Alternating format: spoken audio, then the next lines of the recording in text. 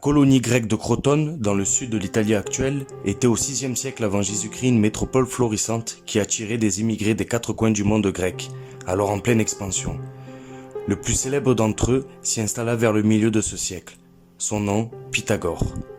Avec son arrivée à Crotone, se leva l'aube de l'occultisme en Occident. Né à Samos, sur la côte aujourd'hui turque, Pythagore quitta son pays en quête de savoir. Il suivit les leçons des philosophes Thalès de Milet et Pérécide de Syros. Mais leurs enseignements le laissèrent sur sa faim, si bien qu'il prit la mer pour l'Égypte, où il étudia auprès des prêtres de Thébès avant de se rendre à Babylone pour découvrir le savoir des prêtres astrologues.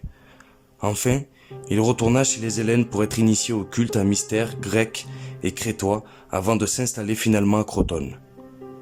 C'est là qu'il fonda son ordre, la fraternité pythagoricienne, dans le but de transmettre le savoir accumulé durant ses voyages.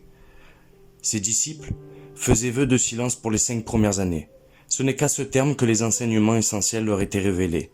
On sait peu de choses de ceux-ci, mais ils comprenaient certainement des croyances relatives à la réincarnation et à la signification des nombres et de la géométrie, ainsi que des règles gouvernant la vie quotidienne. Plus tard, au même siècle, la fraternité intervint dans la vie politique de Crotone, en soutenant le parti aristocrate, face au parti démocrate. Lorsque la défaite des aristocrates fut annoncée, une foule incendia le bâtiment de la fraternité.